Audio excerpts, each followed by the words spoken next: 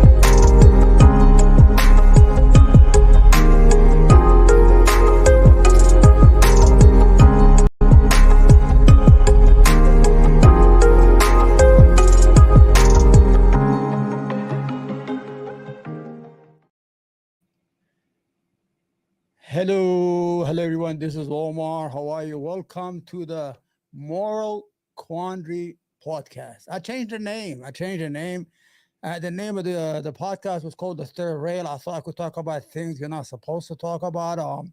Interesting stuff. Stuff that people don't talk on the mainstream. The YouTube doesn't let you talk because we have a lot of censorship in the United States. You could only talk about things they want to talk about. But I like this name. The reason I like this name is very strange. I like this name. Why I like it? Because I've been watching Piers Morgan. He always goes, I'm in a quandary. I'm in a moral quandary. So I said, why not? I'm going to name it the Moral Quandary Podcast. I've been away a long time, not feeling good. I'm going to be honest with you. When you're dealing with depression and things of that nature, sometimes it just doesn't feel right. You feel like you're carrying the whole world on your back, and it's strange. And depression is depression, and I don't know why I'm depressed about. I'm going to be as honest with you as much as possible. I've been on YouTube for 4 years, so whoever is watching this, you could understand why I haven't did any videos lately. I've been depressed, and I've been having an issue with my eyesight. I'm losing my eyesight. I don't know why. Blind as a bat. That's not the reason I'm wearing these glasses, but I like them. But my eyes are hurting. Anyway, we're going to talk about a lot of things. The war, the Middle East is on the brink of a total regional war between the Israel and Iran and everybody else in the region. And we have a power vacuum in the United States. We don't have nobody who's on charge. Biden is not on charge, but Biden doesn't even know he's the president of the United States. I'm being as honest with you as much as possible. I used to defend him a long time ago. I used to say, I'm proud, I'm a Democrat, I'm proud that Biden's my president. I used to toe the line. But what we're having right now, Ukraine is about to be defeated. We're sending all these weapons, long-range missile and things of that nature. And things are not going well. And when you have a power vacuum, wars tend to happen. Like what happened with the Iraqi war. The reason we had the Iraqi war is because we had a power vacuum. We had only a unipolar power. The United States was the only person with street credit at that time. Russia was collapsing, so there was nobody to keep us honest. So we don't have any leadership like we used to have a long time ago in the United States, like the Jim Bakers, the Reagans, all these people who are built into the system. What do you have? You have Biden. I mean, he's an old timer. He's been there like 50 years, but the man is in his 80s. He's senile. He has a lot of dementia. You know, I don't want to make fun of him, but the truth is the truth. Then you have Harris. Harris has no experience. All she does is move her hands back and forth and giggles. And then you have Trump. Trump is a lot of people are going to be upset. I mean, I don't like Trump. Not because I don't like Trump because of Trump or what he. Trump is not presidential material. He is not going to be the person that people think he is. He's an agent of chaos. The United States is a very important country in the world stage. We have a lot at stake. We have our economic hegemony. The dollar is being threatened by BRICS. The China is becoming a superpower, and Russia is going to defeat Ukraine, and they're going to have this axis, an alliance against the United States, whether military or economically. Because what we do in the United States is we have one weapon. If we don't agree with you, we're going to put sanction and freeze your money in our banks. That's it. So these countries are saying, listen, why are we going through this process every single time with the United States? Because the United States is not in charge of its foreign policy like what's going on in Gaza. So to bring it back, when you have a power vacuum, a lot of bad players come into play. Let me give you an example what a power vacuum was. Remember when people used to get AIDS, then HIV? The HIV will kill all the immune system white cells. Then the body will have no defense to fight against cowardly diseases that have been gone for 50, 60 years. All of a sudden, they come back and kill a patient. That's what happened in the world stage. If the United States is not in charge, or we don't have a power structure, or a president that people fear, or a sound foreign policy that when we say a word, people got to believe us and they have to do what we tell them, then you got all these players that start to play. Now, Israel owns the United States. Let's be honest. The United States has become a client state to a client state. For the first time in history, a small country has overcome its patron that supports it, and we're instead of that country doing our bidding, we're doing that country's bidding because we don't have any. There's so much corruption. I mean, our political climate is corrupted. Our politicians take money from AIPAC. I mean, AIPAC spends $100 million a year, and they have the power to elect any congresswoman or senator in the United States. So they spend $100 million, and we send $36 billion to Israel in return. That's a good investment. I hope everybody's here. I hope everybody hear me. Anybody in the chat? I don't see anybody. Hey, okay, there's a chat. I'm sorry, I didn't see that. You know what? I'm such an idiot. That's why I never got no chat. Because I don't know what the chat is, man. Let me see what these brothers are saying. Okay. These are Arabic. These are shukran, my brother. Ya hello, marhaba. Yeah, these are from Arabia. أشكركم جزيلا. العفو. Let me speak in Arabic. العفو. هذه الحلقة هي بالإنجليزي. حلقتنا يوم الجمعة هي على المنصة الإعلامية اليمنية الأمريكية.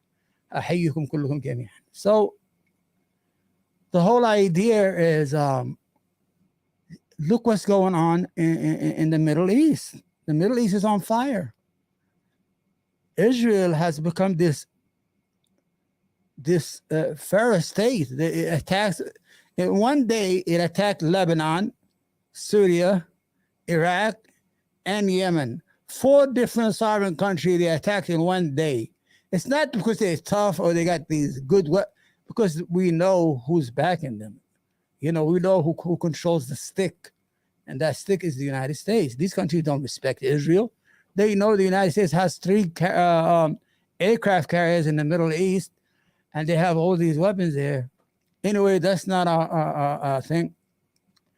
Okay, let's start first.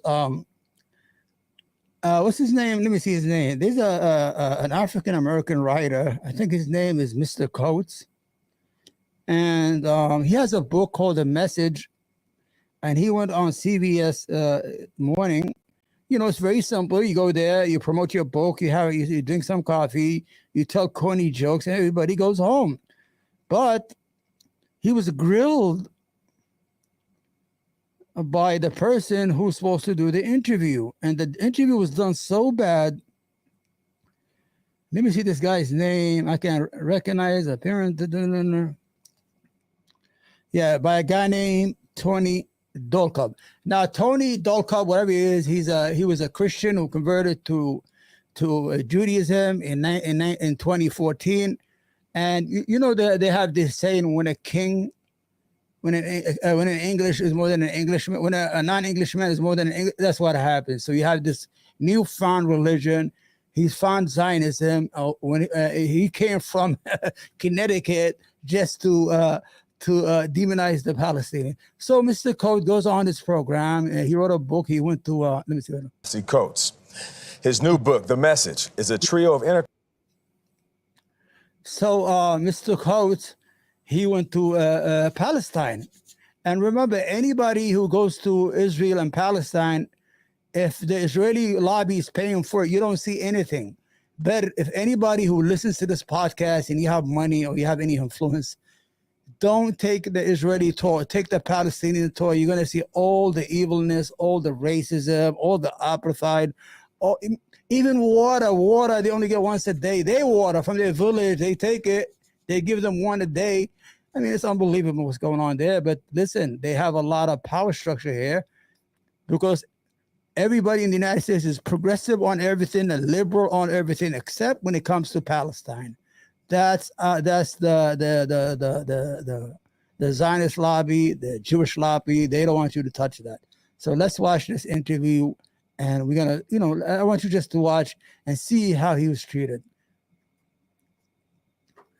Connected essays that examine how the stories we tell or avoid telling can shape and even distort our reality. In the book, Coates reflects on his emotional first trip to Africa to visit Dakar, Senegal.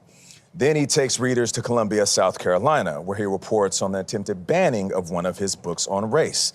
And finally, Coates travels to the Middle East to witness the Israeli-Palestinian conflict firsthand. Ta-Nehisi Coates, good morning. How you doing? Thanks for having me. Good morning, guys. Yeah, thank you for joining us. You say that this book is written specifically for writers, stating that the task for young writers should be nothing less than changing the world. Why do you feel like writers should bear that responsibility? Saving the world. Saving the world. Just to be really specific. Writing is how we interpret so much of everything that is around us. The Message is a political book. It argues that much of our politics actually happens before we walk into a voting booth, that our choices around us, that who we believe is human, who we don't believe is human, what policies we believe should be in the world, which policies we don't, are actually shaped largely by writing and the stories we tell. And so I believe that writers, and particularly young writers, have so much to do in the politics and in this time when, obviously we have so much conflict and there's so many so far so good to be dealt with. Ta-Nehisi, I want to dive into the Israel-Palestine. Here we go. This is the convert. He was Christian. He converted to Judaism. It's okay to convert to whatever you want, but don't become more Zionist than the Zionists themselves. And this, look how he presses it and actually almost calls him an extremist. Go ahead. Section of the book. It's the largest section of the book. And I have to say, when I read the book, I imagine if I took your name out of it, took away the awards and the acclaim, took the cover off the book, the publishing house goes away, the content of that section would not be out of place in the backpack of an extremist. In other words, he's calling him a terrorist. He's saying if we took your name off the book, and this book has nothing to do with terrorism, it has nothing. The guy, he just wrote what he saw inside Palestine, how they are treated the Palestinian as Jim Crow was treating blacks.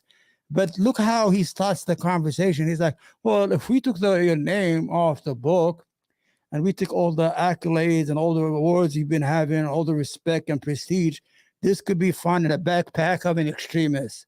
This is not right, and it's disrespectful. And so then I found myself wondering, why does Ta-Nehisi Coates, who I've known for a long time, read his work for a long time, very talented, smart guy, leave out so much? Why leave out that Israel is surrounded by countries that want to eliminate it? Why? Remember, these are Zionists talking. Oh, Israel is surrounded by a country that want... No, Israel is friend with everybody there. Israel is friend with Egypt, with Jordan, with all the Gulf countries. Only Saudi Arabia is far away, and they like friends under the table. Only Lebanon is a small neighborhood in there. So this is a lie. This is what they do. Israel, surrounded by all these enemies, and for you to go in there and tell the truth that people are treated like garbage, why would you do that? Well, because Israel is surrounded by enemies, they have the right to treat Palestinians as not as second class, as garbage. You understand? You should look at YouTube. Just look at Hebron settlers. You'll see what they do. Leave out that Israel deals with terror groups that want to eliminate it. Why not detail anything of the first and the second Intifada, the cafe bombings, the bus bombings, the little kids blown to bits? He's talking about when they used to bomb these in 2000. He doesn't mention that 20,000 Palestinian children have been blown to bits. That don't count, because Palestinians are not on the same level of value in humanity as their Jewish counterpart citizens in Israel. If you're an Israeli Jew, you are human being with a high value, and your death is a concern, and everybody has to talk about it, and it has to be revenge. But if you're a Palestinian, we kill you by the dozen, it doesn't matter. Every day they kill 50, 60, 70 right now, nobody's talking. Go ahead. Is it because you just don't believe that Israel, in any condition, has a right to exist? Well, I would say the perspective that you just outlined, there is no shortage of that perspective in American media. That's the first thing I would say. I am most concerned always with those who don't have a voice, with those who don't have the ability to talk. Thank you. I have asked repeatedly in my interviews whether there is a single network, mainstream organization in America with a Palestinian American bureau chief or correspondent who actually has a voice to articulate their part of the world. They don't have nobody. I've been a reporter for 20 years. The reporters of those who believe more sympathetically about Israel and its right to exist don't have a problem getting their voice out. But what I saw in Palestine, what I saw on the West Bank, what I saw in Haifa in Israel, what I saw in the South Hebron Hills, those were the stories that I have not heard. And those were the stories that I was most occupied with. I wrote a 260-page book.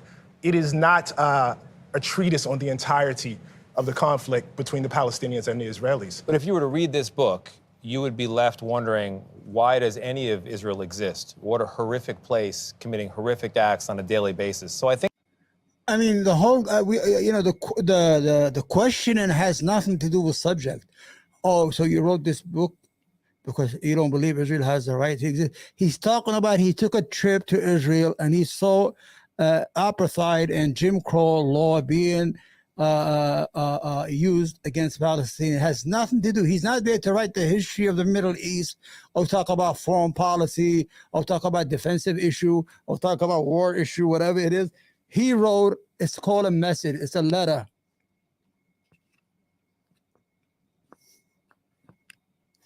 Told you my eyes, man. I'm going blind now. I think the question is central and key. If Israel has a right to exist, and if your answer is no, then I guess the question becomes, why do the Palestinians have a right to exist? Why do 20 different Muslim countries? Listen to the question. If Israel doesn't have the right to exist, why do the Palestinians have the right? Well, the Palestinians happen to be natives. They are the indigenous people who were born there for centuries. Our brothers and sisters, our cousins, the Jews, who are cousins, Arab cousins, came from Poland, Ukraine, all Russia. They don't even belong there, but we're going to say, let's just, for the sake of it, make peace. The whole issue here, Mr. Coates, the author, had never said anything about Israel's right to exist, never questioned its defensive, that it doesn't have. He never mentions anything, but every time these Zionists, a wannabe Zionist, this is not a Zionist, he just jumped on the Zionist railroad 10 years ago. My answer is that no country in this world establishes its ability to exist through rights. Countries establish their ability to exist through force, as America did. And so I think this question of right to Israel does exist. It's a fact. The question of its right is not a question that I would be faced with any other country. But you write a book that delegitimizes the pillars of Israel. It seems like an effort to topple the whole building of it. So I come back to the question, and it's what I struggled with throughout this book. You didn't struggle with What is it that so particularly offends you about the existence of a Jewish state that is a Jewish safe place, and not any of the other states out there? There's nothing that offends me about a Jewish state. I am offended by the idea of states built on ethnocracy, no matter where they are. Muslim included. I would not want a state where any group of people laid down their citizenship rights based on ethnicity. The country of Israel is a state in which half the population exists on one tier of citizenship, and everybody else that's ruled by Israelis exist on another tier, including Palestinian Israeli citizens. The only people that exist on that first tier are Israeli Jews. Why do we support that?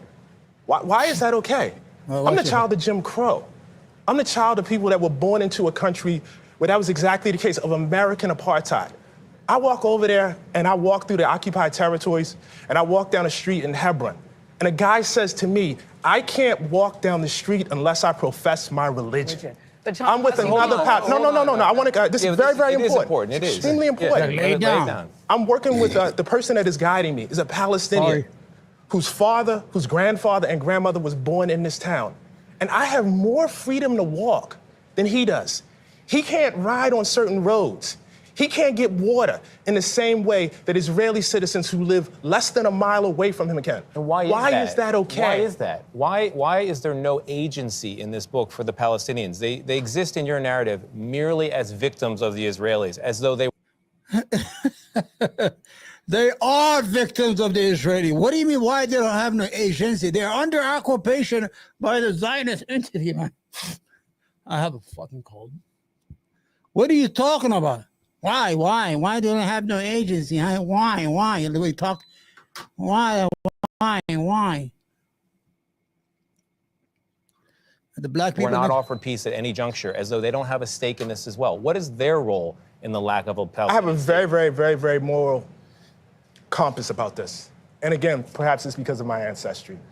Either apartheid is right or it's wrong. It's really, really simple. Either what I saw was right or it's wrong. I am, for instance, against the death penalty. What the person did to get the death penalty, it really doesn't matter to me. I don't care if they were selling a nickel bag of marijuana or if they were a serial killer. I am against the death penalty. I am against a state that discriminates against people on the basis of ethnicity. I'm against that. There is nothing the Palestinians could do that would make that okay for me. My book is not based on the hyper-morality of the Palestinian people. In lessons, because many people feel it's complicated. You say it's not complicated. Less than 20 seconds. What's your message? Less than 20 seconds. This is Gail Knight, that piece of shit. Gail King, whatever. You actually sat down there as a Zionist scumbag, actually berated this person and actually accused him of being an extremist and almost a terrorist, and that he hates Jews because he wrote about the treatment of Palestinians. Now you're going to give him 20 seconds to answer you. You're phony, you're fake. Less than 20 seconds. I want people to read the book. That's it. And I don't make the assumption that somebody would just read the book and have read nothing else about Israel and Palestine. You're still invited to High Holidays. I'll see you at the show. Yeah, shut the fuck up. You see how he was asking those questions?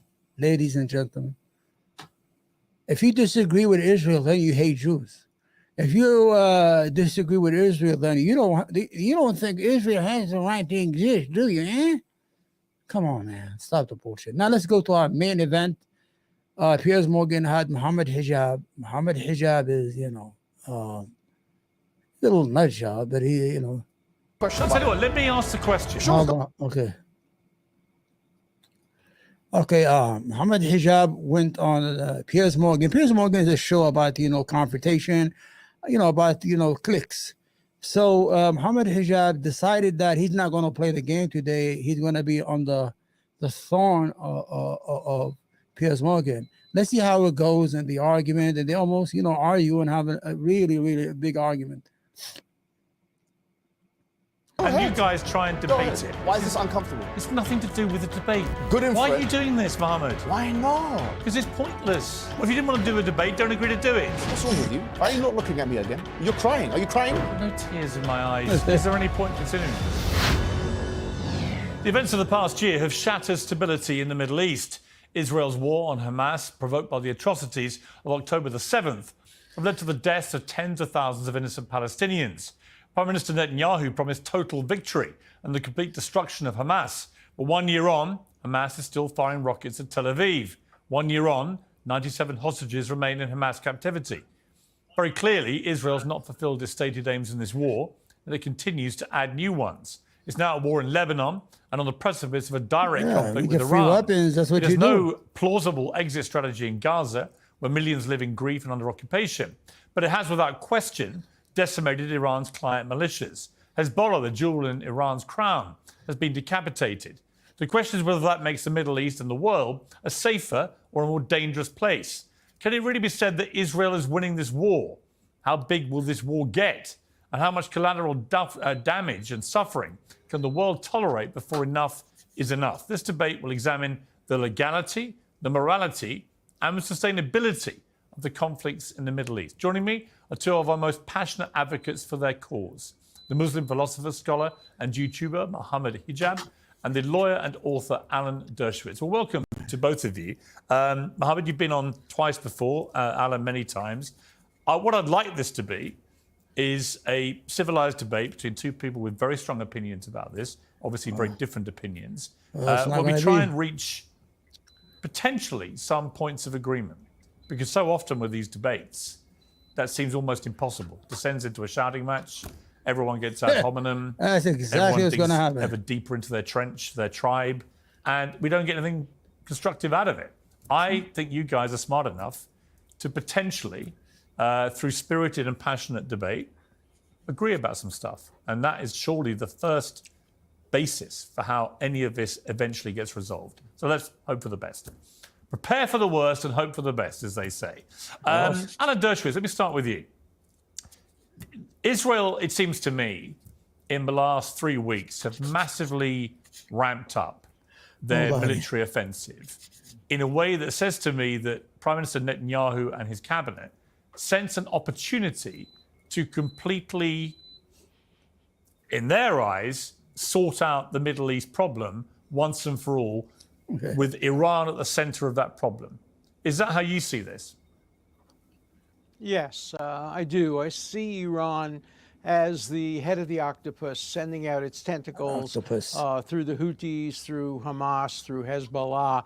The tragedy, as we celebrate's a bad word, commemorate October 7th, is that if Sinwar and Hamas had the opportunity to do it again, knowing everything that followed, knowing all the deaths and disasters in Gaza and in Lebanon, I think Hamas would do it again, would do October 7th again, because they think they've won. They've turned college and university students against Israel.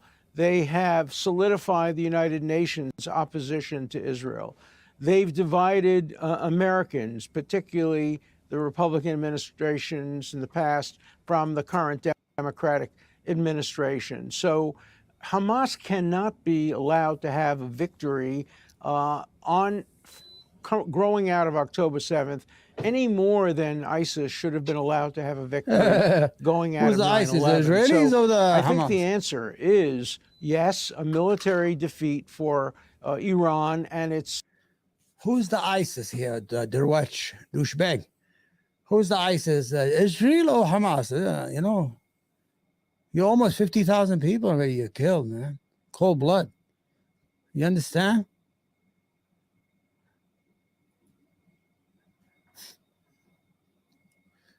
surrogates, and a peace process between Israel and Saudi Arabia with steps taken toward the recognition of a two-state solution, which is the only reasonable solution that will solve the problem. But remember that October 7th was stimulated by the desire to prevent Israel and Saudi Arabia from... Actually, the reason October 7th happened is because of Donald Trump's policy of the Abrahamic Accord, where they bypassed the Palestinians and started making peace treaties with other countries in the region and leaving the people that they have the issue with to stay in indentured servants until for eternity. The whole issue is the occupation. There's a question. What does Israel wants to do with the 5.3 million Palestinians under their control? I'm not talking about inside Israel. This is outside Israel. What do you want to do with these people? How do we solve our problem? Once we solve our problem, there is no need for Hamas or anybody else. Freezing him. Creating a peace process following up from the Abraham Accords. And unless that peace process continues, and unless Hamas is told, no, you failed, the world will not reward you for this, we're just going to see a continuation of the bloodshed in the Middle East, which does not serve the interests of the Palestinians nor the Israeli people. Okay, Mohammed Hijab, your response to that? Well, first of all, I would like to say that wherever we see suffering, wherever we see death and destruction, especially of young people, assault, sexual assault, we see here you go. Dershowitz Right there. to the rescue. The former Here we go. defense attorney of Jeffrey Epstein, a man himself accused I of knew rape. we would get to that. I didn't give you permission to interrupt me. I didn't give you permission to interrupt said me. I no stayed ad hominem. quiet when you were talking. Now Okay, we're but seeing okay, the here's what rule I would being say. I stayed broken. quiet when Okay, you were hang talking. on. Here's what I would Let's say. stick to the merits. I didn't give you Not permission. get to who I Attacking, defended in the listen, past. Mohammed, attacking a lawyer Yes. for defending people is a stupid argument. Well, right? I'm not making an argument yet. Well, he didn't actually defend Epstein. He actually went there and got a massage, and he said, by a child, and he said he didn't take off his shorts. So actually, he was not there as a lawyer. He was there to have a good time there in his island. Just using an I'm not making an ad hominem argument. attack straight off the top. Has he got leverage on you? Is that No, why he's a we brilliant saw your lawyer. picture with Maxwell. He's got leverage on you. He's a brilliant lawyer. Are you saying that because he's got leverage I on you? met Ghislaine Maxwell for 5 Leverage. minutes at a book launch. You look very happy with her. Well, I didn't know anything about her at the You look time, very other happy than she with was her. the daughter of the man that We're owned- talking about the biggest daughter of the sexual man that, scandal in the last 100 who I years. never met Jeffrey Epstein or ever knew him. Alan Dershowitz was wrongly accused of various things in relation to Jeffrey How Epstein. do you know it's wrongly? Because they've all been Why are you defending him? They all turned out to be nonsense. He won a court case Why about are you not it. looking at me when I'm speaking to you? Well, well, I can turn to you, but Yeah. there are three of us involved in this. Yeah, you're speaking to me, so I'm Okay, looking let me at make you things clear. Yeah. I never met Jeffrey Epstein. Yeah. I met Ghislaine Maxwell for 5 minutes. At a you look book very launch. happy in that picture. Okay, if you want to use that as an ad hominem No, attack but why on you- me, why you- a why- picture why are you taken. defending him? Hang on, a Why are you picture defending taken him? in 2013. He spoke for 3 minutes. I spoke for 20 seconds. I'm defending him because your first attack on him is to attack him as a lawyer Yeah. because he defends bad people. That's fine. Here's a little secret for you, Mohammed. I also All defend- lawyers do that. I've also No, but hold on. defended- We're not talking about bad I've people. We're also talking about. defended Excuse Bill me. Clinton. You've had I've enough. also defended you've had many enough good speaking. people. I'm talking about a person who, after the fact, said that he was proud to defend him after the allegations come out. You still want to? Do you condemn Dershowitz For what?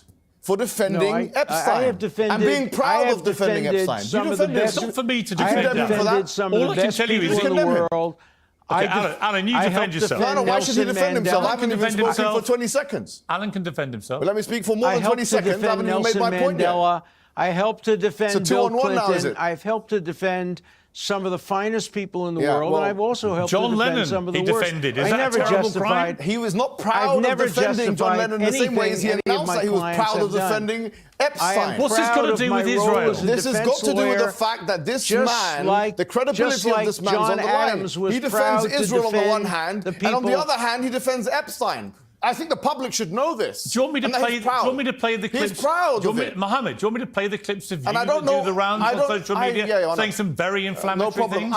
Do you want me to? Why are you not looking at me? Because I'm looking Why at are the you three not of looking us. at me? I'm right I can here. turn to you, but then the viewers see me and you looking Look at me this. man to man. Fine. Look I'll at me turn to man to you. man. Look at my eyes. Yes, it's called When an I'm speaking aesthetic to thing you. for videos. Okay, now, the first thing I wanted to say was that this man's credibility is something which is shocking that we're even entertaining. What do you base that on? On the fact that he actually defended Epstein, and after the fact, he said he was proud of it. He was in Epstein's vicinity. He was in Epstein's vicinity. He had a massage Epstein. in his vicinity. This is the kind of person that we're having on the show defending Israel. That's the first thing I want to say. The second thing is, in the first interaction where me and you were talking about October the 7th, we spent about 3 or 4 minutes actually talking about sexual assault allegations, if you remember that. And actually here, what we have is Israeli soldiers like Mir from Unit 100, and that's on The Guardian, it's on Sky News, it's on all these kinds of platforms, coming out, and there's videographic evidence of him raping another man. I haven't heard condemnation from you, and I don't expect to hear it from him who defended Epstein. Well, this shows you the bias in the coverage baby, go, for a go! year. Well, we know the ICJ have said that there's a plausible genocide. You haven't been watching my show. I think I No, have. you- No, you you haven't. don't condemn Have you shit. spoken You're about me? talking complete bullshit. Okay, tell me why. Right? Tell me why. Because A, I did condemn what you've just talked Yeah. about Yeah. in a previous debate. Good. Right? Dershowitz, do you condemn it? Yes, of course. I condemn any rape of anybody and any assault on anybody who's in captivity. And Of you course also I do. condemn And the I don't right defend- of rape, I the don't right of rape defend- protest that took place in Israel.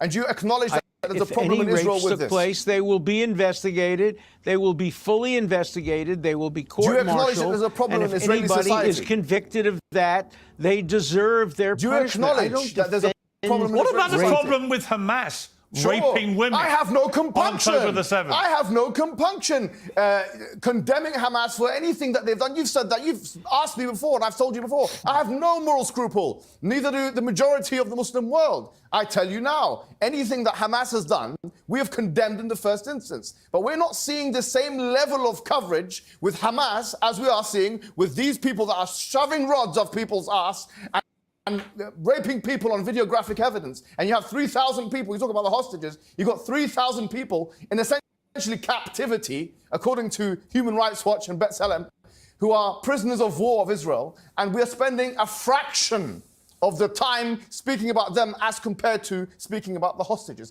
This shows you the inherent Well, bias. there's no comparison. There's no comparison between innocent hostages who Why? did nothing wrong and people who are being charged with criminal offenses. They're If not charged with innocent, criminal they'll be offences. found That's why you're meant to innocent. know better. You're And meant to know but better they than are that. charged They're with not charged security with criminal offenses. offences. But you They're can't. not charged with criminal you can't offences. compare. They are you can't arrested compare without a three-year- charge. You can't They are compare a arrested without three-year-old charge. They're not baby. charged with criminal Don't offences. shout You over can't- each other. We can't hear the answer. Well, he's Can't lying to the compare a public. Allow him three-year-old to baby respond. Go to ahead. somebody who's a member of Hamas.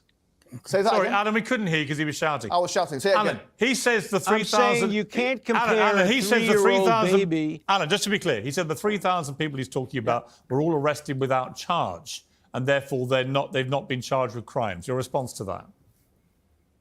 Well, if they were, they should be released. Nobody should be arrested Good without boy. charge. If you're Good held for a boy. security Don't be so reason, boy. pathetic. I during say the what I war, want. It's uncensored. Good Let boy. me Everybody's finish, please. pathetic. Let me It's make childish. my Boy. point. Try to have a Can I proper make my debate. point, I'll say please? what I like. Can I make my point? I don't care. Let me make my point. Great Britain can find tens of thousands of people without charges during the Second World War. Two wrongs the don't United make a States right. did the same. Two wrongs don't I make a right. was Should we talk about what strongly Hitler done? opposed. Let's talk about what Please Hitler let done. me make my point.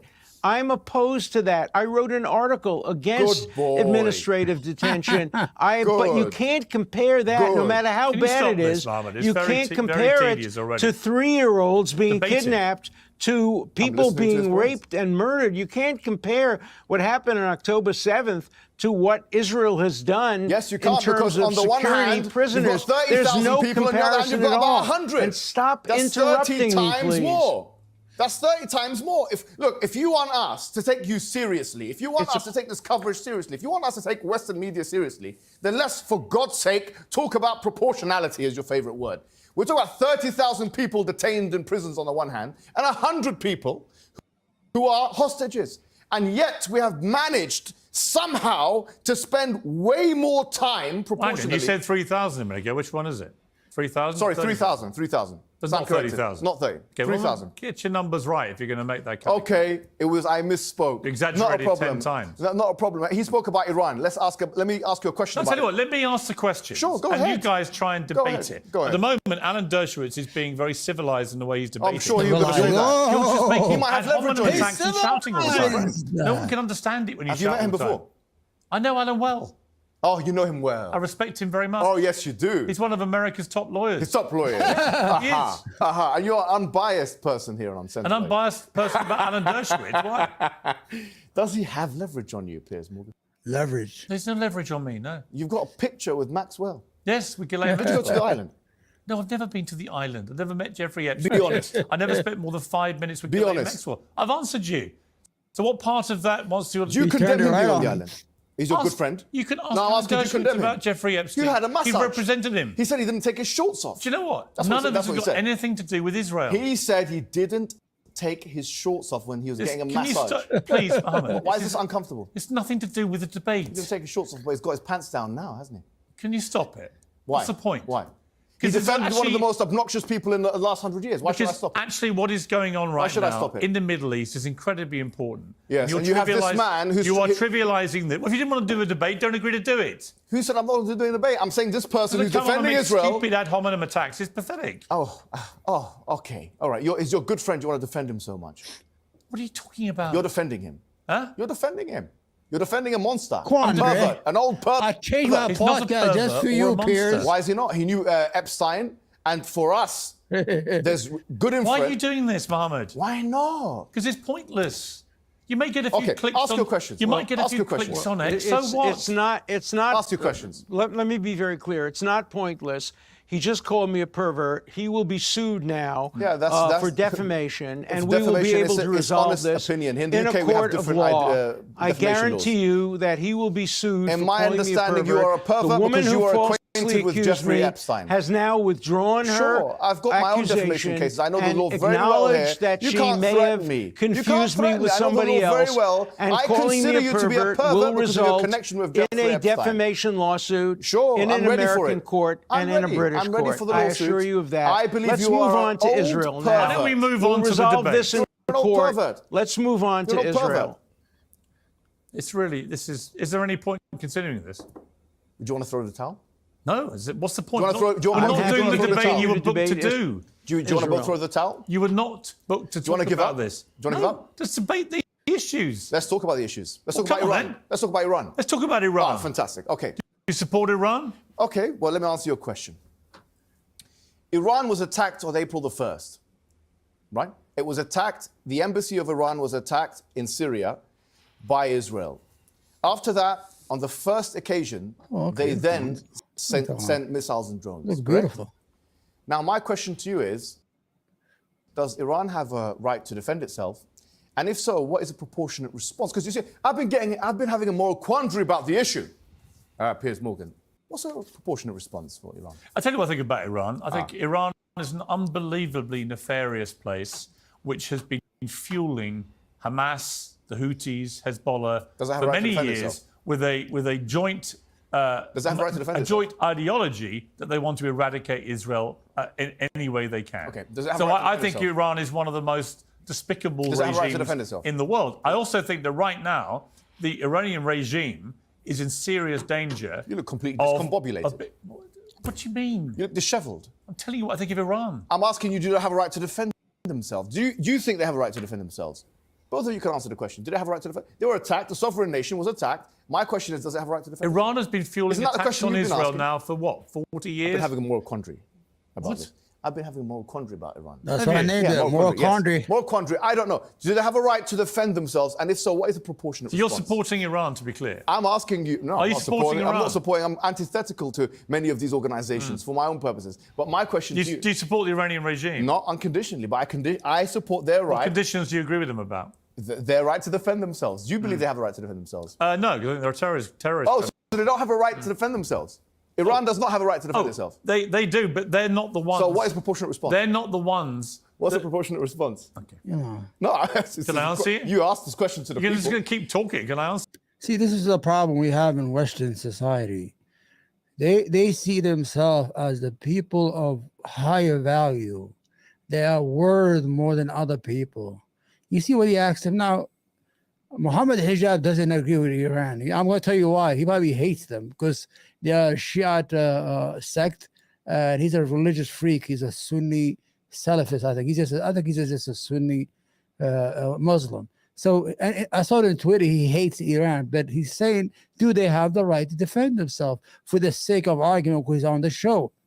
Now the problem we have that I used to be invited on these panels with these freckled white kids on YouTube, and I will defend the Houthis or the Hezbollah. I don't defend them because I agree with them, but sometimes I defend certain groups. Do they have the right under international law to defend themselves? Hamas does. Hamas in the real world is the only entity that has the right to use weapons or weapons of war against Israel. Israel doesn't have the right to defend itself because Israel is the occupational force. Now the situation, you see how it appears. No, they don't have the right to defend themselves. Why? Why? You understand? But Israel could kill, assassinate. You know how many scientists Israel has assassinated inside Iran itself? Scientists. These are people who read and write because they are nuclear scientists or physicists. As if if they kill one scientist, that's it. They're gonna erase the knowledge that the Iranians have about nuclear and physics. These people are fucking unbelievable. This is the problem we have. I live in the United States, and I'm not saying the racism whatever against me. No, what I'm saying is that we don't see. Yesterday, about in the last 2 days, 221 people have been killed, women and children in Gaza. Not even a word. CNN, MSNBC, Fox, no way. CBS, nothing. Because they have no value. In the eyes of Western media, Arabs or Muslims or people who are of dark complexion have no value to the superior Western white person. What's the proportionate response? The proportionate response to Iran is to stop them trying to destroy Israel through their proxies, Hezbollah, the Houthis, and Hamas. What they've been trying to do for many years. What is a proportionate response of Iran after the embassy was smashed and destroyed in Syria and 16 people were killed? What's the proportionate response? Well, what about the proportionate response to everything Iran's done? Which is against the Vienna Conventions. What about the response to everything Iran has been doing? What did Iran do to Israel? Like Who what? did they kill? Who did they? They've never killed anybody in Iran. Who did they? How deluded are you, Mohammed? Excuse me, hold on. Which Israeli civilian have Iran successfully targeted? Give me one name, please. You don't think Iran's been responsible for any Israeli civilian dying? I'm asking you to edify What about me. the way they funded Hamas? You can both edify me. 1,200 people in Israel. Iran in October the particular. I'm not 7th. talking about Hamas. We've spoken about Hamas at length. We're But talking I about can Iran. give Do you it some through their We're talking specific about Iran. It's names. old news. You're talking about Let's let Hamas. Alan respond. Yes, go ahead. Who did they successfully target? Well, That's let my me question. respond. Yeah, please, yeah. The Iranians have been found by an Argentine court to have been guilty of killing hundreds of Israeli and Jewish people in Buenos Aires. They killed Marines through. Did you know the United States shot an Iranian civilian airline and killed 292 Iranians? People don't know that. We did that. The United States, we shot down an Iranian civilian airplane with civilians on it. 292 people got killed. You understand? But that doesn't count. Those people have no value. They don't have no value in the Western. And Iranians are fucking white. The word Iran means the land of the Aryans. They are the ethnic Aryans who migrated from northern India and settled down Persia while the rest of the clans went to Europe. You understand? Hezbollah. They were combatants, but the attack on the Israeli Cultural Center, attack on the Israeli embassy, were attacks, according to the Argentinian judicial proceedings, attacks on Israel, entitling Israel to engage in response. Now, let me explain what proportionality means, because you're missing the point. Proportionality doesn't require that a country that's attack back in proportion. Proportionality only means that if you're going to attack a mixed target that has civilians and combatants, the ratio of civilians to combatants must be proportional to the military value of the target. And that's what Israel has been trying to do. But Iran has killed thousands and thousands of Israeli and Jewish civilians over the years. So to defend somehow Iran and saying that they were innocent, even the people who were killed, even the people who were killed in the embassy were combatants who were legitimately killed. Can you hear me or not? As combatants. What's an acceptable ratio for you? So Iran has no right of self-defense against that. Israel was completely entitled to kill. Let me answer what you've just said. Israel was entitled to kill any combatant that was hiding in an embassy building. Hold on. You've just conflated two things. You've spoken about the Argentinian case, which there is not actual an independent international investigation on, number one. And then you've spoken about, we speak about 1st of April. Was that a response to Argentina? It was not a response to Argentina. On the 1st of April, they bombed the Iranian embassy in Syria. They did not do so. They said that is a military base and that we're attacking. But we all know that in this country, for example, every single embassy has military attachés. They have military attachés. So if you go to the US embassy here in London, they have armed officers. Does that make it a viable target? Does it make the US embassy a viable target? The Russian embassy a viable target? This is clearly against the UN Convention. It's against the Vienna Convention. You cannot attack. You cannot attack an embassy of another nation in another sovereign land. You cannot do that. And so let me respond to that. No, hold on. Let him answer. Let me respond to that. Sake.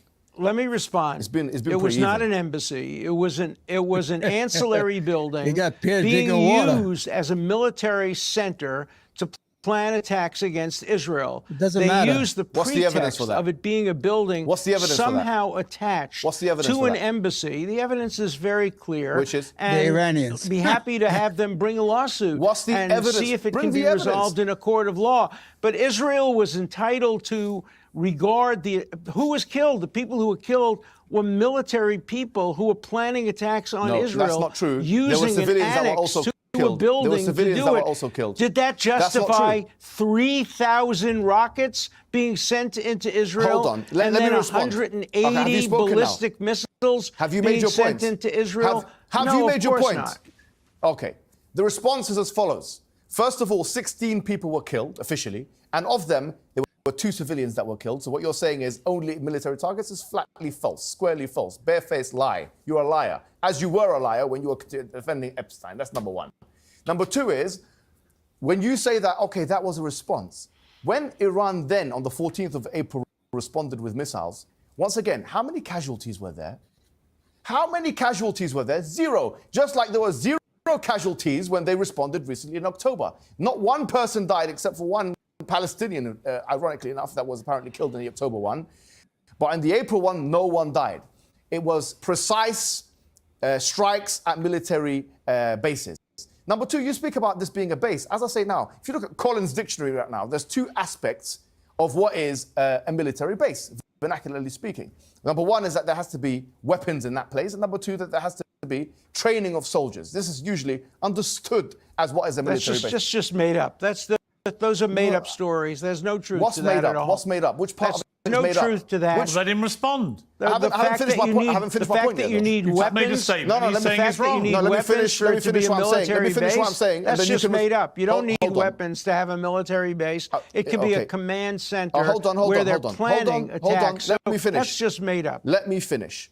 The more you say, the happier I am. Okay. What I'm saying to you is that if you look at almost every Western government embassy in the West and outside of the West, they have military attachés. You can fact check this. You can go online. You will see in the US embassy, in the French embassy, in the British embassy, military guards people there that have their own weapons and guns. So according to you, that would be a military base. See, are they then legitimate targets? What happened in this case was they used an annex of a building Can we then contravene the Vienna agreements? Can we then conventions? Can we you then? don't know what can you're we talking then, about. You have Okay, no knowledge of international law or diplomacy law, the law of war. You haven't got so one please. peer-reviewed. You don't have one peer-reviewed work on international law. And Jimmy Carter, the former U.S. president, said you have no knowledge of Palestine. Don't speak to me about Palestine and these issues. Jimmy Carter, a former president of the United States, as you acknowledge, you've written it in your book. He says that you have no knowledge of the Palestine issue. Jimmy Carter said that. Don't speak to me like that. Well, you want to hear something? Yeah, it wasn't thing you have knowledge about is where the doors and the rooms and the masseuses are. It was the back cover of my book. That's what you have knowledge of. I've written 13 books. Did you touch Virginia? Did you touch her? On Israel, did you touch Virginia? Some of which Did you touch her? Did you touch that woman? Never heard of her. Never met her. Never met her. Don't lie. Never, don't lie to me. Did you touch that woman or not? I'm telling you, I never met her, and she acknowledged Did you touch that woman? Under oath Did you that sexually she may assault have her? You have no knowledge of this this case, do you? else. You wouldn't be saying that. You're repeating Why are you defending him? Has he got leverage because he over won a case. It was proven to be lies. I'm asking him a Why question. are you doing this? I'm asking him a question. It's not about Israel.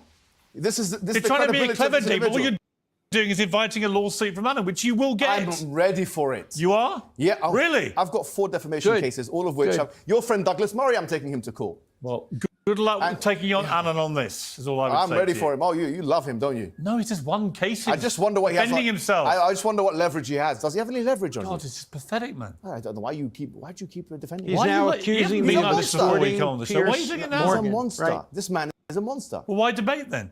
Because I don't mind debating monsters, just like you don't mind debating monsters. We have that in common. Do you want to finish the debate about the bigger picture or not? I'm speaking about it. You guys are the ones rattled. I'm not rattled. No one's rattled. We just think it's pathetic. You're both rattled. We think it's pathetic because you don't understand what you're talking about. Really? That's just an assertion, really, isn't it? No, you're just trying to get your clicks on X, and that's fine. Oh, is that what you do? Is anything wrong with that? No, you know what? Try and debate the issue. You always brag about it, my friend. Try and debate the issue. You brag about it myself. We've got 1 million views, 2 million views. You talk about it all the time. Anna, let me ask you. By the way, this show has gotten more than this video on Piers Morgan has gotten more than 1.2 million views. Unbelievable. You know he loves that.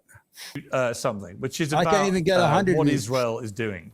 At the heart of it, if you take the belief that Iran is the main target here, a lot of Israelis believe that Iran is really rattled and that Israel has a genuine opportunity to topple this regime. Do you think that is a likely eventuality? Is it a thing that Israel should be pushing to do? I think if Israel has the military capacity to destroy Iran's nuclear abilities to create a nuclear arsenal and can do it with minimum civilian casualties, the way it did it in Iraq and the way it did it in Syria, it ought to do that. But if it risks a wider war, then obviously it has to take into account other considerations and the opinions of the United States. So it's largely a military question. Israel certainly has the right to destroy Iran's nuclear capacity. Rafsanjani, the former president of Iran, said if Iran developed nuclear weapons, they would use them against Israel, kill 3 million Israelis. Israel's a one-bomb state. That would be the end of Israel. And Israel has 200 nuclear weapons, you and lying kill 10 bum. million Muslims Israel in has Tehran, 200 nuclear the trade-off weapons, would man. be Everybody worth it. knows no that. country should ever accept that. One more. The chosen people. Israel, 7 million Jews, have 200 nuclear weapons. The Arabs and Muslims, 1.2 billion or 1.5 billion, don't have anything except Pakistan, which has issue with India.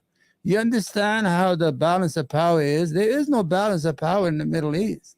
Israel has the best weapon. American law guarantees that Israel has the newest weapon. Every weapon the United States makes and have at its arsenal, Israel gets the same weapon right away, no question asked. They have about 50 F-35. How the fuck they could afford all these airplanes? And they got another 50 F-15s now on order. You understand? That's like 500 planes.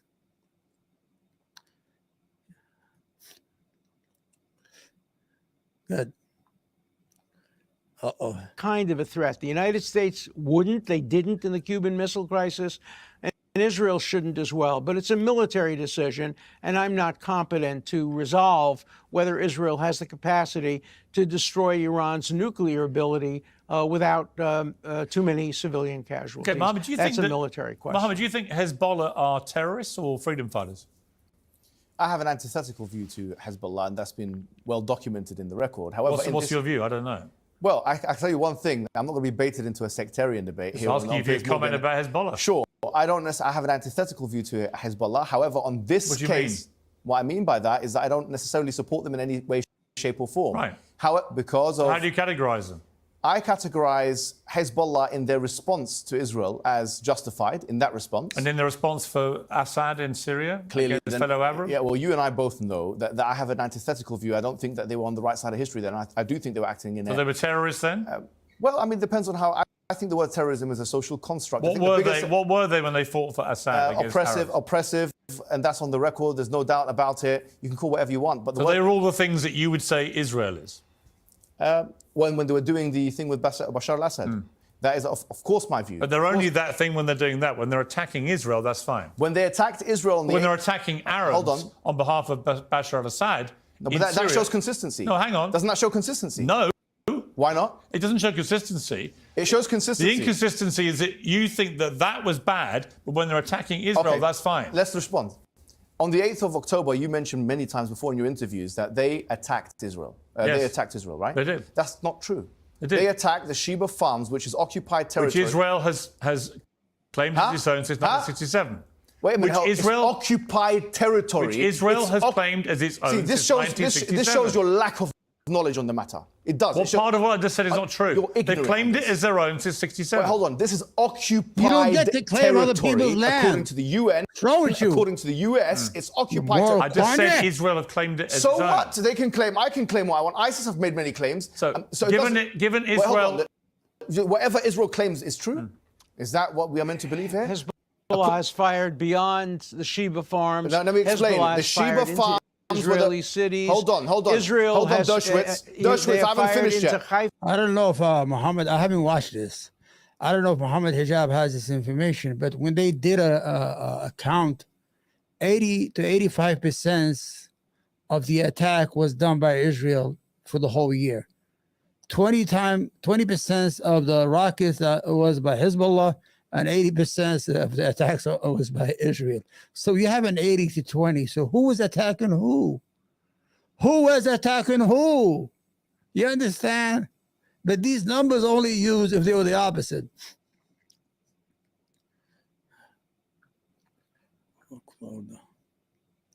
Real, what happened? Come on, StreamYard, what are you doing? I don't like OBS. Come on, talk. Okay, let me do it one more time. Where's the sound? Oh. You can go ahead and bring evidence that they fired anywhere else other than the Sheba Farms. They fired on the Sheba Farms. After that, there was response from Israel. And then after that, because there was response of Israel into Lebanon, then Hezbollah attacked the northern part of Israel. This is what happened. And that is justified according to international law. So on this issue, you will not find differences between Sunnis and Shias. You will not find differences in us. We are all united in the hatred of the Zionist entity. All right, Alan, your response to that? Well, Hezbollah has been firing rockets at Israel for years and years under the auspices of Iran. Israel has fought back and responded, and Nasrallah has called for all the Jews of the world to be brought together into Israel so that they can be taken care of at the same time in the way that Hitler took care of the Jews of Europe. This is a genocidal claim by Nasrallah on behalf of Hezbollah. And certainly Israel had the right to respond to Hezbollah as they did. And, you know, you can quarrel with particular responses as you can quarrel with particular responses of any country. What the United States did after 9/11 was seen by many as an overreaction. Countries react when their civilians are murdered the way they were on 9/11 and the way they were on October 7th.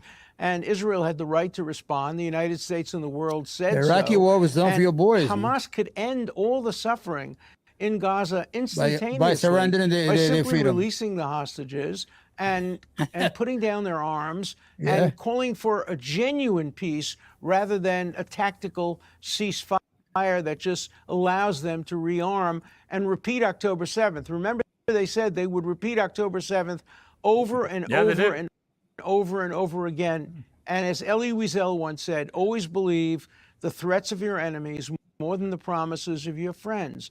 And so Israel has to act Okay, let me bring on back the assumption Mohammed. I want to ask that Mohammed one Hamas thing. is going to try to do this again and again. Okay, Mohammed, we've listened. Mohammed, you've said so far, unless I'm wrong, you don't support Hamas, you don't support Hezbollah. So there's probably more bits of agreement here with Alan Dershowitz and me than you might like to admit if you don't support those two groups. Okay, so I don't see what that's got to do with anything. We were Just a talking, que- just we an were talking about. observation. We were talking about. I said at the start I wanted to find points of agreement. Sure. Can we all agree that Hamas and Hezbollah are a bad thing? I can agree that the white man, the Western man, has tried to use social constructs like terrorism to try and absolve themselves from all the things that they. What would you call them, Hamas and Hezbollah? Well, I mean, just like any human being, they can sometimes be oppressive and they can sometimes be on the right side of history. Most human beings do not do what Hamas did on October the 7th. Well, in the Zionist entity, they do. And they do worse than that. They don't. They don't. Israel's never committed an atrocity on that scale. 40,000 dead or 50,000. These people are fucking crazy. What scale? Killing 1,200 people. They've killed 40,000. Sorry, in one Those day. 1,200 dead. Massive There was more. They've killed any 40,000. Israelis could get their Wait, hands hold on. kidnapping On the children. 23rd of September, what happened? Holocaust On the survivors, 23rd, we were talking about October the raping and 7th. abusing women, beheading people. Oh, you don't think that happened, do you? Well, hold on. You just said raping and abusing. We just started Yes. the show with an admission that there's a problem in Israeli society, that there was I'm talking about Hamas. Yeah, but you just said Israel doesn't We do both condemned what you talked about earlier in relation that. So why are to you saying Israel don't do that? What's wrong with you? I didn't say that.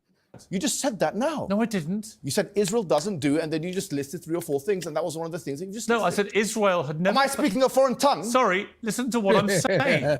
I said Israel That's never scary, right perpetrated next to him. an He's a atrocity on big that figure. scale. Okay. On In the 23rd one of- day on the- against the people How many of the civil- Palestine, how many of civil- Palestine. how many They civil- never have. Well, hold on. How many civilians died on October the 7th? Civilians. Civilians about 800. Oh, sure. All right. But hang Well, on. Hold on. But nearly 7,000 more were wounded. Sure. 7,000 What happened on the 23rd of September? were wounded. What happened on the 23rd of September? 7,000. Okay, sure. Think about that number. Okay, no problem. That's the scale of people who were attacked on that day. Are we talking over each other? It's 2-on-1 now. 8,000 people were attacked. No problem. On the 23rd One of the most horrendous terror attacks. Is this going to be a monologue in or is it a modern dialogue? history. I'm telling you some facts. I know the You facts. may not like it, but I'm telling you them. Okay, I'm telling you, on the 23rd of September, Israel attacked Lebanon. How many people died? How they many don't civilians died, count. They according don't to count. the Lebanese health, Those are not human beings. the Ministry of Health. I believe it's about 2,000 was the last recorded number I saw. In one day. On the 23rd of September by itself. including combatants, including many combatants. on They the haven't 23rd, how many distinguished died? between combatants. How many died? Why don't we I know, have we don't know how year many commemorating the civilians 23rd of a year commemorating the 23rd of September? Since we're having a year commemorating the 7th of October, and about 600 people died, 650 people, civilians died on that day. That's quite close, isn't it? We Up to don't know they're 8,000. civilians. They don't 8,000? distinguish between 8,000 civilians people and were combatants. We're not talking about attack. We're talking about dead. What's wrong with you? Why are you not looking at me again? You're crying. Are you crying? Because the viewers are seeing the three of us together. I see that Mohammed. there's tears in your eyes. There are no tears in my eyes. What's going on? There's a slight sense of exasperation. Sure, there should be. Because you are employing What the do you most... think I am? I think you said it yourself with your interview with Mehdi Hassan. I think you're just biased. You talked about tribes. Who am I biased against? You're biased against anything anti-Western. Clearly. You said... What a ridiculous statement. Because you said it yourself. You said the reason why you have such and such a view with Russia and Do you think I was Ukraine... biased when I led the media campaign against the Iraq War? No, I think you were... Was I biased against You were brown good. people? You were good then. Was I? You were, like I said, was good then because you agreed with me. Sure, because Yeah. you're on the side of truth. Just like I could say Hezbollah was not on the side of truth in 2013, but they're on the side of truth today. I can say this, and even though they're Muslims just like me, just like I can say that Hamas is wrong for doing such and such a thing, but they're right on such and such a thing. I can say all these things. You should be able to do the same thing. What have Hamas been right about? Resisting, because they're occupied territory. If they had just attacked, They were military given targets, billions of dollars in 2005 Okay. when they took charge of the Have they got a right to defend Hang themselves? on. Come on. Against military When they threats? took charge of the Palestinian Talk on people and points. had power from 2005, Yeah, they we gave got them billions of dollars. dollars. You And had what them they on a did with diet. That money was spending Israel on had them on a tunnels, diet, which they built around 2,250 civilians, calories a day. so that they could then launch a horrendous terror attack. Okay. And they knew when Israel We've came spoken after them. about the terror attack Hang then. on. You're When Israel flogging a then, dead horse. when Israel then came after them after October the 7th, they knew because they'd embedded themselves in the tunnels But around you civilians you're flogging a that dead a horse. lot of Palestinians would get slaughtered in the process. My question and is, that's exactly what's happening. My question to you, does Palestine have a right to defend itself? Does Hamas have a right to defend itself exclusively against military targets? Everybody has the right to defend themselves. So Hamas can do that against military targets? What they did not tell themselves is not self-defense. It was a terror attack. Hold on. Is that saying Al-Qaïda? That's not my question. Had the right to but do that's it not, that's not on September. We both agreed that the civilian death is something which we both condemn. Yeah? We're talking about areas of agreement. You just said it yourself. I'm saying now, do you agree that Hamas has the right, because they're an occupied territory, Gaza's an occupied territory, according to the UK, by the way, they're an occupied territory because there's effective military control. According to the UK... They ended their occupation in 2005. No, hold on. They ended the You're meant to occupation be in intelligent. You're meant to 2005. know this fact. According to the UK government, according to the US government, and you can check it up online, and according to the UN, all three organizations, Gaza is an occupied territory because there is no... because they have control over the borders, they have control of the population. But I've said this many times, Mohammed. So, sure, you agree with it. You said it recently. Let me give you I've the said many facts. times. Let me I give you the believe that facts. Let me give you the facts, please. Can I give you the facts? Yes, you can respond. Let me give you the facts. What facts? Okay, You're the facts biased. are in 2005, I was there in Israel when the Israeli government Are you sure you were not in Epstein's house? uprooted every single civilian, Let me just say every it. single Stupid. dead person was who in was Epstein's buried house. there. Getting a massage. Not a single soldier, not Getting a a single massage. policeman was in Gaza. Gaza could have become Might have been a the prepubescent most child beautiful getting that spot massage. on the Mediterranean, Singapore on the Mediterranean. Then Hamas engaged in a military coup in which they murdered members of the Palestinian Authority, took over Gaza, and start sending rockets into Israel. It was only then that Israel began to control the borders and make sure that tunnels couldn't be built. They failed in that respect. That Israel had Gaza on a diet in 2005 and onward. They made sure that only enough food to go that if divided is 2,270 or 250 calories a day. Imagine the idea of controlling the calories of other human beings that you occupy. This is Nazism 101. Sometimes you're not allowed chocolate. Look it up. Chocolate, diapers. Chocolate, they say, was no good because the Hamas is going to make money when they sell them. Diapers, newspapers, concrete. You understand? Imagine an occupation forces that has you enclosed inside this bubble and controls what you eat, what you drink, the electricity, the fuel, and they could shut it off at any time. You are actually in an internment camp. That's what it is. And they had you on a diet, man. This is the most disgusting thing to see. And you know why it's more disgusting? That Jews are doing it. Because Jews, as they say, they suffered a lot in the concentration camps under Hitler's rule. Why will they do the same thing to another people that they had them on a diet before 2005 onward? This is unbelievable, ladies and gentlemen. Go ahead, Derwich. Derwich! weapons couldn't be brought in. Gaza was not an occupied territory. It was a free territory between 2005 and the time that Hamas took over. And so is it occupied now or not? Is it occupied now? According to you, is it occupied now or not? Creating a territory is Gaza an occupied territory right now or is it not? Imprisoned. He's not answering my question. It's not an occupied territory. It's not. Okay. Is it an occupied territory according to the UN, the UK, and the US? Yes or no? It's a factual statement. Not the US. The US doesn't no, agree it does. with that. You're wrong about that. The US doesn't agree with that's that. why you've had to plagiarize books in order to make your case from Joan Peters. What are you saying again? Finkelstein caught you out. You've had to plagiarize books because clearly your knowledge on this issue well, now we have another, for your now age we have another is ridiculous. According to the US, now we have Gaza, another count, the West Bank, and East Jerusalem wait a minute. We have another an count occupied in the territory. lawsuit against you. You've accused me of plagiarism, even though Harvard University conducted a thorough and complete study, totally vindicated if you're me, going to do something, and blamed it on Finkelstein, who then lost tenure for making a false charge against me of plagiarism. Now, but you you're repeating that charge. Joan Peters' Count book. 2. No problem. That's according to What? Norman I plagiarized Finkelstein, my own who book? debated you on Democracy Now! You plagiarized that book, and he showed you evidence in that debate. That's one thing. The second thing is Harvard University did a thorough study, found out that Finkelstein had made up some Let him charges. respond. You're going to As make a these result, allegations. he Alan can lost respond. his position as a professor, but you've accused me of plagiarism. Count 2 in the civil I'm ready. place that I will be filing against you. I know defamation laws in this country. You More than you don't. know. Yes, I do, because I've had No, you 4 clearly cases. don't. I've had 4 cases. And moreover, and I've been the person taking the other person to court, including your good friend Douglas Murray, which I've got 2 cases against him. But what I'll tell you is that you probably know nothing about defamation law, just like you have no information, no knowledge, no peer-reviewed journal on international law. You're completely dumb on these issues, because if you're saying to me... 55 books. I've written 55 books, many of them prize-winning books. You're not an authority in international law. Are you an authority in international law? And I have won defamation cases. Are you a scholarly authority in international law? On the First All Amendment. right, we're going around the houses. Alan, let me ask you this. One of the many problems I have with what Israel's been doing. He loves this.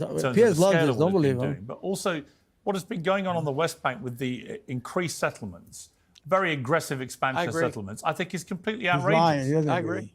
But once again, you said before... Can we all agree on that? Yeah, we can.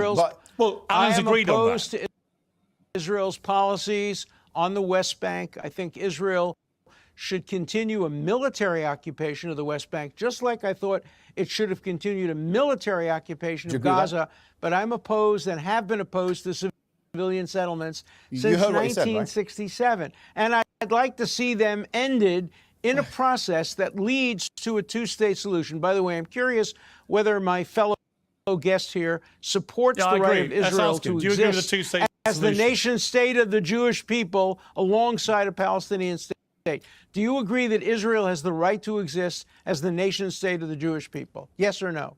I think it's a viable option. In 2002, not just Hamas agreed to this, by the way, in what's called the Arab Initiative. The Arab Convention. They didn't. Hold on, you've just asked me a question. You've asked me a question. You can check me. You can fact check me.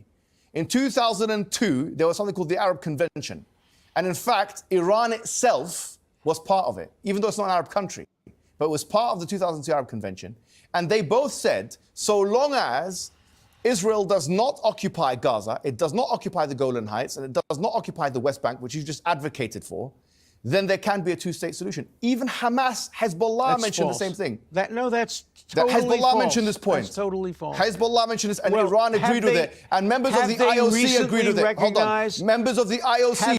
They recently recognized Israel's right to exist. Has Iran recognized Israel's right to exist? Now. I'm not talking about 10 years ago. I'm talking about now. Does Hezbollah, Hamas, and Iran recognize Israel's right to exist as the nation state of the Jewish people? Alan, let me ask you the other thing that I find really difficult, and Thomas Friedman wrote a very good column for the New York Times today, which I read just before we started this, basically saying that Israel seems to have no plan for what happens after this. And in fact, the UAE, who've normalized relations with Israel, has already offered to go into Gaza at the end of this war in Gaza and to help build a coalition to rebuild Gaza and get the people They're not going to back accept on the track. UAE. But Netanyahu is refusing to countenance the UAE that. is worse He's refusing than to Israel. It's worse than countenance Israel. the idea of a 2-state solution.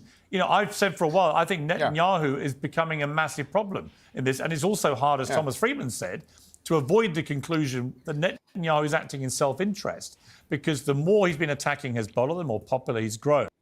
Secondly, he has these corruption charges awaiting him the moment this is all over.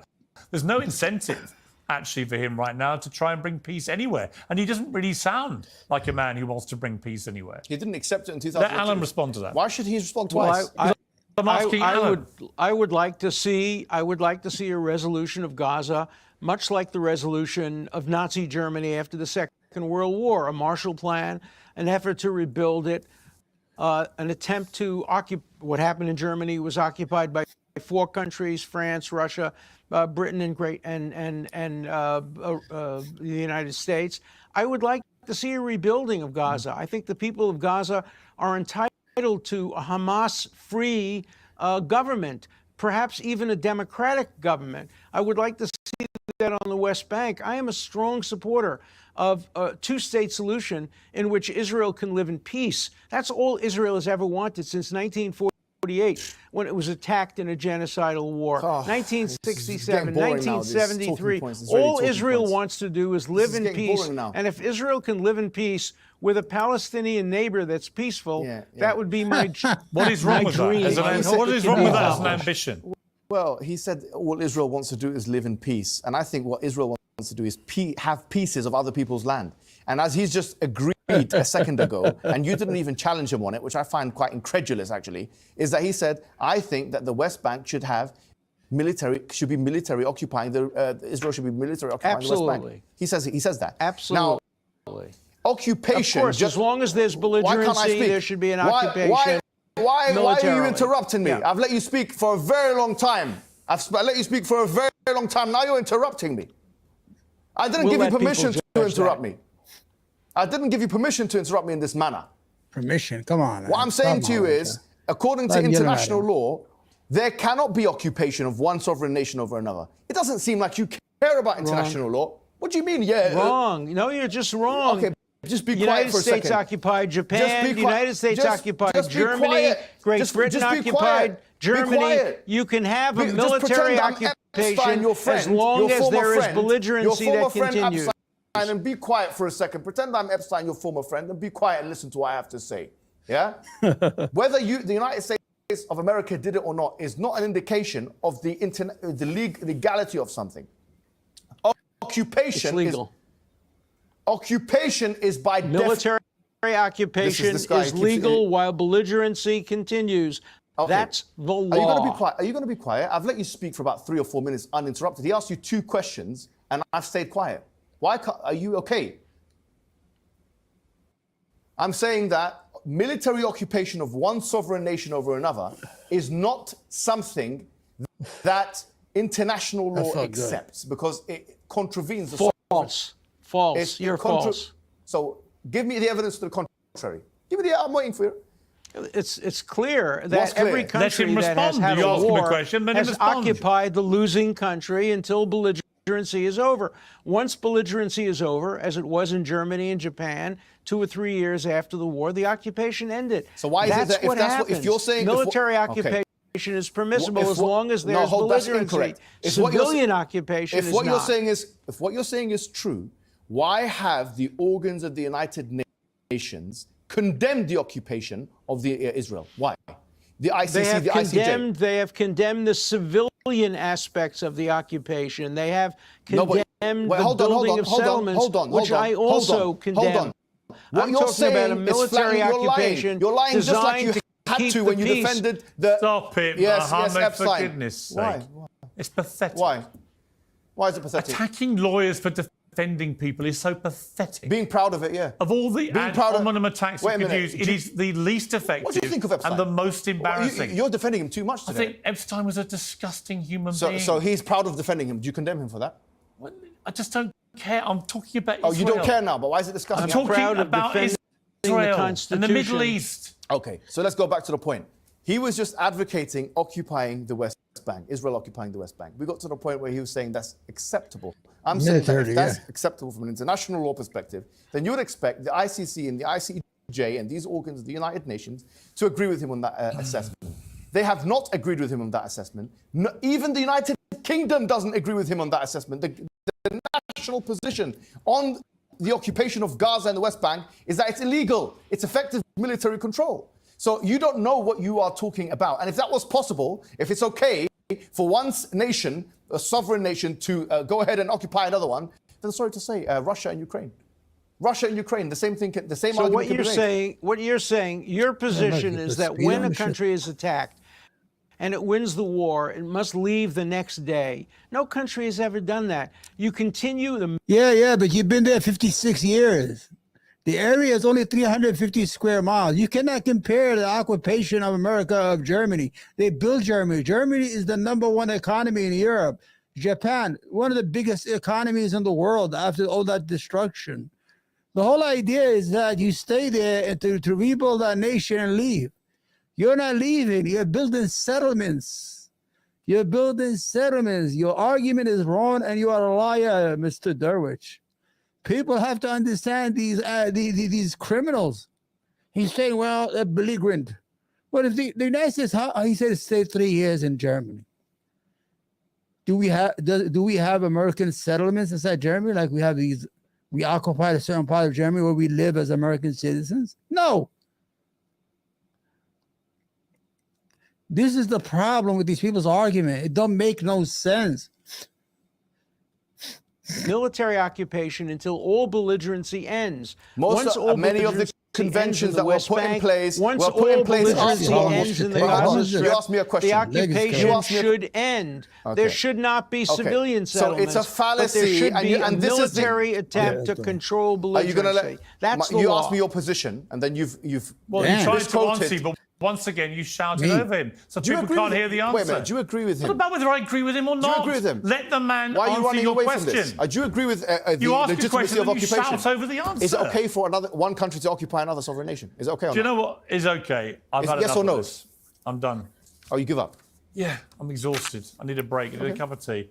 Alan, thank you for your patience. Yeah. I asked you to have My a civilized pleasure, debate. and You tried, thank you for being extreme fair. provocation, Of course. on a very personal and ill-informed way. You have managed to be civilized. Mohammed, I'm wish sure you you're could say going to the say that. same.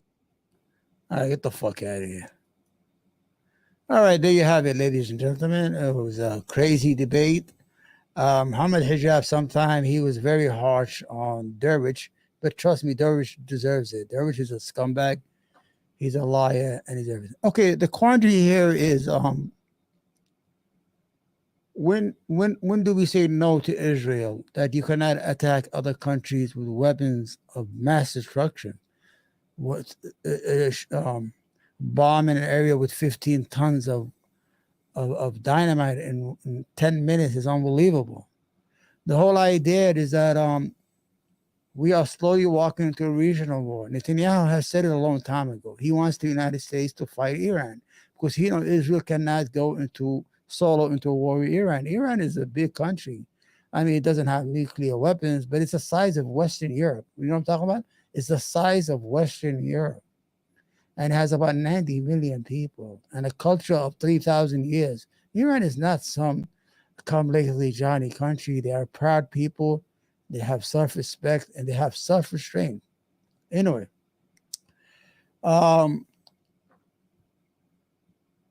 as we watch the hurricane right now go through Florida, let me see if I have the video here. Hold on. Let me see. Is that it? Okay. I don't know if this is it. Oh, no. Wait, hold on. Hold on, guys. Hold on. I get it right now for you.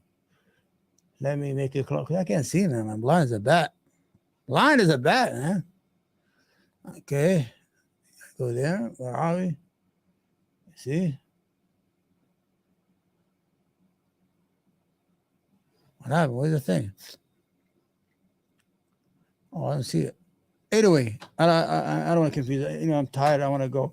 Anyway, as we watch in Florida, as nature takes its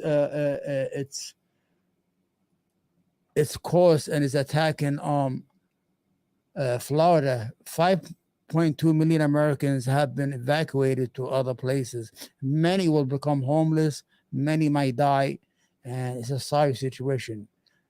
But we should take into consideration that's the same thing that's going on in the Middle East, in Lebanon and Gaza. People are being attacked, their homes are being destroyed, but they have no place to evacuate to. They have no place to go. They are inside this pressure cooker. They go south, they kill them. They go north, they kill them. They go east, they kill them. They go west. So I want the American people to take into consideration to see how it feels to be homeless and under attack. And we're only under attack by nature. These are under attack by weapons of mass destruction. Anyway, Thank you for listening. Thank you for being part of this podcast. Change his name to the Moral Quandary. Maybe I'm gonna get smarter and have more productive stuff. Okay. Love you all. Take care. God bless America. But we need to